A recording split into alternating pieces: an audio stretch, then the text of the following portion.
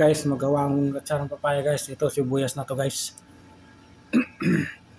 Kinahit ko to guys para ano, madaling lumasa. Bali ito nga pala yung pangudkod ko guys. Ito. Bali kukudkurin ko nga pala.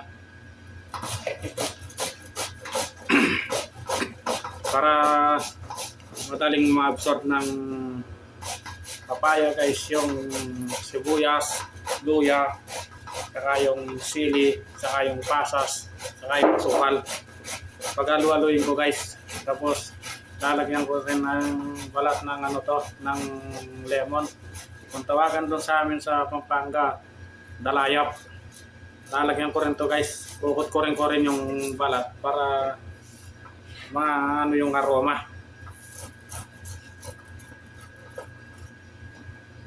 Kasi guys, doon sa amin ang traditional guys, ito ganito. Ito na guys, oh.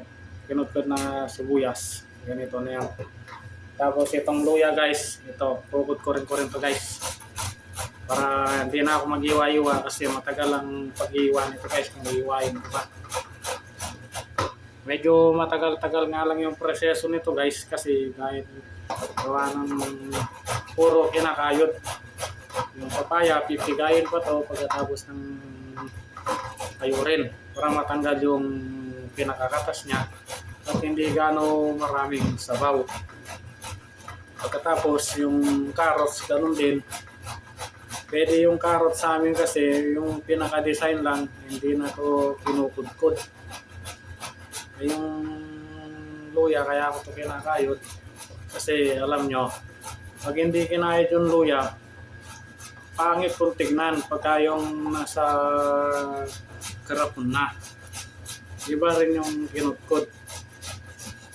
Kasi kung iwa-iwain mo lang kagaya sa panggisa, pagka yung sa katagalan, mamumuo yun. Hindi ma-absorb ng papaya.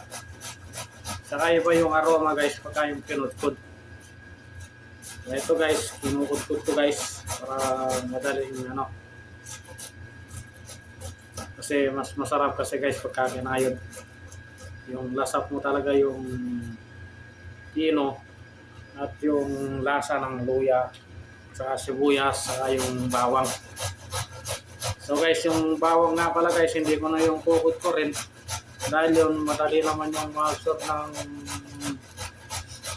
suka, saka sukal, saka yung sibuyas, luya, papaya, madali naman yung ma-absorb.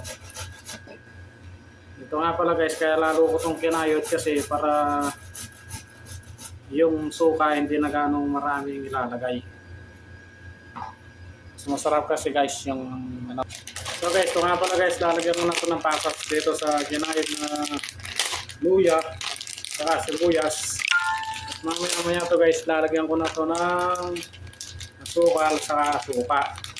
Yung suka naman, hindi naman gano'ng karami yan yun. So, konti lang. Yung tama-tama lang na mga absorb lang yung papaya, yung sukal. So guys, ito medyo naragdagan ko guys para medyo matami-dami. Para pagka yung kinain na natin to guys, masarap na yung pagka ano niya, pagkatimpla. Kasi guys, ito hindi naman to pwede na tinimpla mo ngayon yung sukal, hindi yun naman to basta-basta pwede kainin kagad. Medyo pasisipin pa natin to ng ano guys, ng sukal sa suka para masarap. So guys, ito nga pala, dinagdagan ko yung pasas para medyo marami-rami. At masarap to pagka yung natin plana. Ito nga pala guys, kukudkurin ko itong balat ng lemon para malasa. Kasi hindi naman sinasama yung laman nito guys pag nagtimpla. Bali, pinukudkod lang yung balat nito. Ito yung karamihan na pamparoma sa amin guys doon sa Pampanga. Kasi doon sa amin sa Pampanga, tradisyon yung ganitong pagkain. Binabalatan yung lemon, yung linalagay namin sa pabango. So guys, yung lalagay ko nga pala itong lemon, balat ng lemon, kukudkurin ko, bali 3 piraso guys. Bali, ito pa lang yung nakatapos ng isang piraso.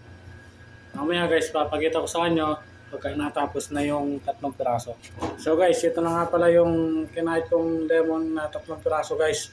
Bali, ito hindi ko na ito lalagay. Yung balat lang ang kinuha ko nito guys.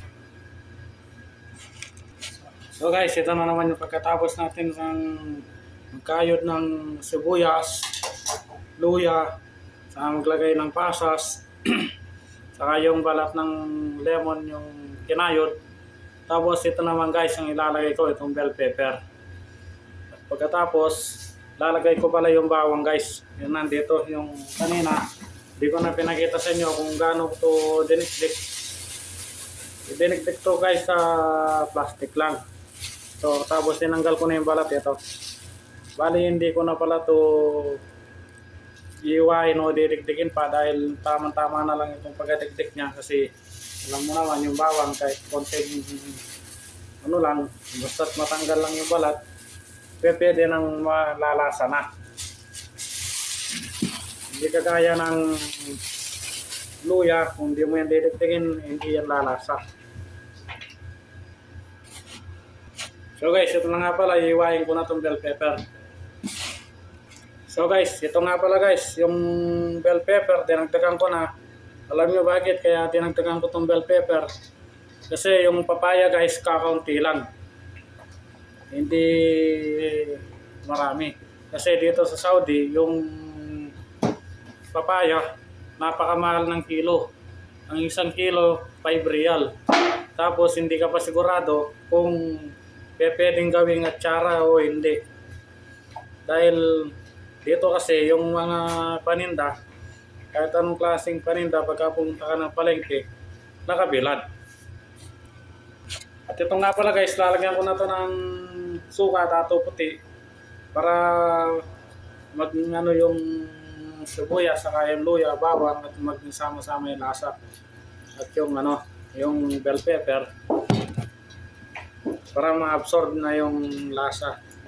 Saka yung lemon, at para maano yung aroma. Kasi guys, ito hindi naman ito linalagyan ng maraming suka to dahil alam mo kung bakit. Kasi pagka sobrang daming suka nito guys, pangit yung lasa at malulusaw yung bell pepper saka yung papaya. Kaya to, tansya-tansya lang guys. Tapos lalagyan ito ng asukal. Yung paglalagay naman ng asukal nito guys, hindi naman to karami yan. Kaya dito guys, hira muna tayo sa asukal dito sa may-ari ng bahay. Kasi wala naman sila. At papalitan ko na lang.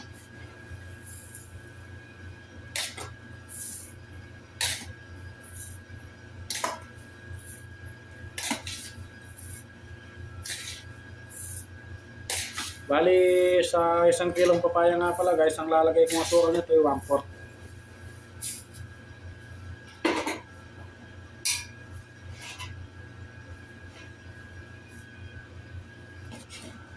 So guys, ito, natapos ka na ito linagyan ng asukal. Mamaya guys, pagka yung linagyan natin yung papaya at medyo matabang, lalagyan natin ulit ng konting asukal pati. So ngayon guys, tama na muna itong asukal nya. So ngayon naman guys, ang kukutkurin natin yung carrots naman guys. Bago natin kutkurin yung papaya, unahin ko yung carrots. At ilalagay ko nga palang carrots guys, bali itong 3 piraso. Kukutkurin ko para hindi na malagi yung iwa. Para maparehas na lang sa sukat ng pagkutkot ng papaya guys. So guys, natapos na yung isa, ngayon ito na naman pangalawa. Bali, kukutkurin ko rin to guys, so kagaya nung kinutkot kong nauna. So guys, ito naman pangatlo. Medyo maliit na to guys. Para kasi sobrang dami na ng carrots. Saka yung ginagay ko lahat yung mga malalaki guys. So guys, ito nga pala yung carrots guys. Yung kinutkot ko. Ito na, yung 3 piraso. Mukhang sobrang dami guys. Kasi yung papaya, kakaunti lang to guys pagka kinayod ko. So guys, ngayon ito na, susunod natin papaya guys, suuli natin. Bali ito nga palang kukuskurin ko guys. Yung ano niya guys, medyo hinog na. Wala namang mapili talagang press na papaya rito. Kaya tsatsagayin ko na lang. At dinagdagan ko na lang yung carrots. Kasi ito guys, pagka yung nakain nito, hindi pwedeng hindi tigayin. Kasi pagka hindi tiniga, alam nyo kung bakit, yung tubig kasi nito guys, masasama dun sa linagay natin ng sukal sa suka. Eh mapapasobra yung dami ng tubig pagka hindi tiniga. Kaya kailangan, pag gagawa ka nito guys, pipigahin. Hindi pwedeng hindi mo pigahin. Kahit hindi na ito lulutuin guys, mas masarap pag hindi linuto. Bali yung magluluto nito guys, yung suka. Hindi kagaya ng iba, yung atsara nila guys, yung papaya tinuluto. Sa amin sa Pampanga hindi na ito linuluto, pinipiga lang para matanggal lang yung tubig.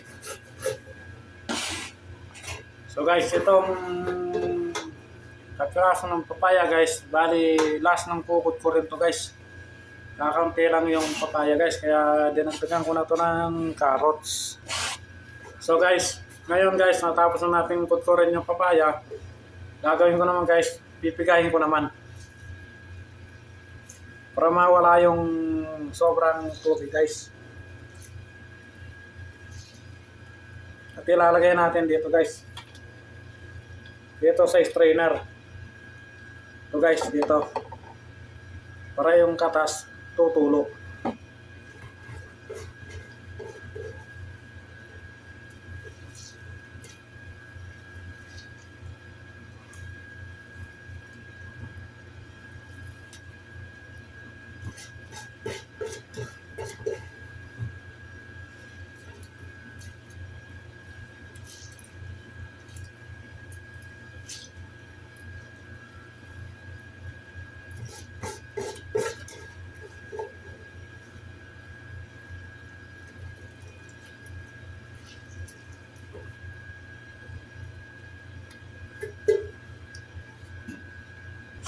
Guys, ito na yung tinimpla ko, inalo ko na yung papaya dito.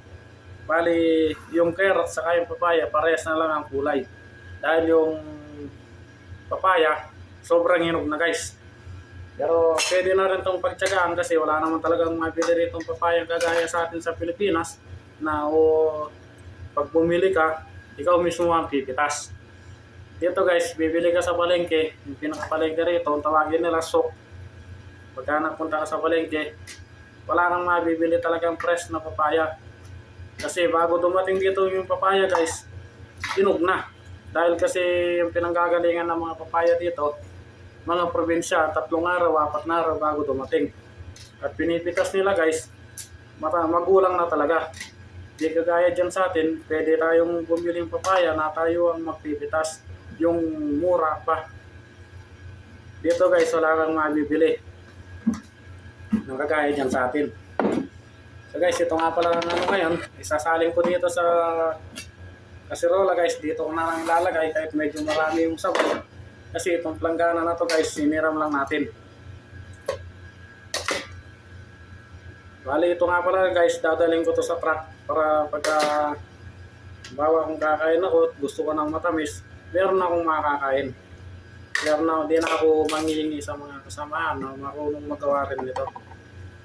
Kaya kahit hindi tayo marunong guys, pinag-aaralan natin dito sa Saudi para yung pagkain sa Pilipinas kahit pa paano, pag na-miss natin kainin, meron tayong kakainin.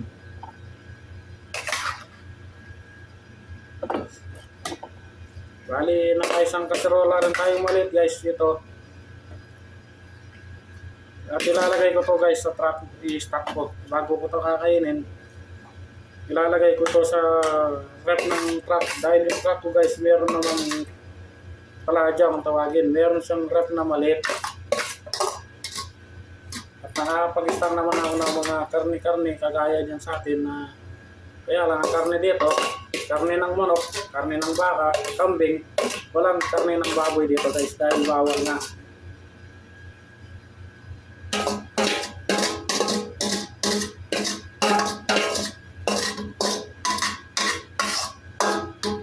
So guys, kahit pa paano, mabango pa rin yung amoy dahil gawa ng luya sa kaya sibuyas. Kasi pagka maraming sibuyas to guys, saka yung luya, masarap.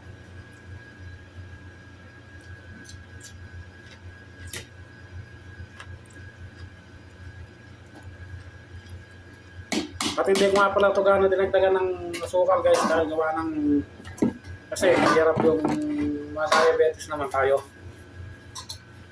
At ang paglalagay nito guys, konti-konti lang. Ito medyo matabang, medyo dadagan natin ng konti para masarapan naman tayo guys. Hindi yung wag naman yung ganong matamis.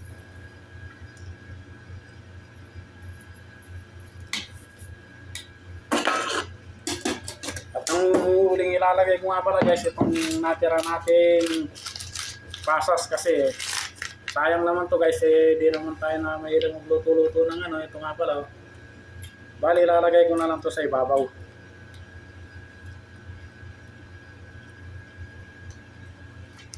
Kasi guys, itong pasas na to maasim naman. So guys, ito nga pala, ito yung papakita ko sa inyo kung ano yung naging itsura niya yan. Yan guys. Bali, nakaibabaw pa yung ibang asukal.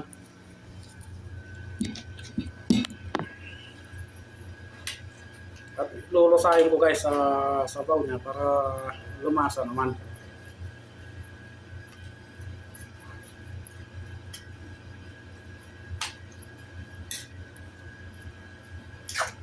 Kasi guys, ito sa ngayon hindi pa ito masarap. Ang kasarapan nito bukas ng umaga.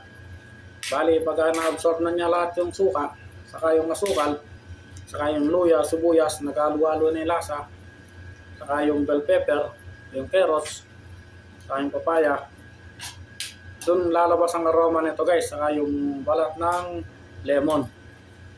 So guys, kahit pa paano, tatapusin ko na. Sobrang haba na ng oras ko dahil sa buong pagkayod at pagtimpla, pinakita ko sa inyo guys.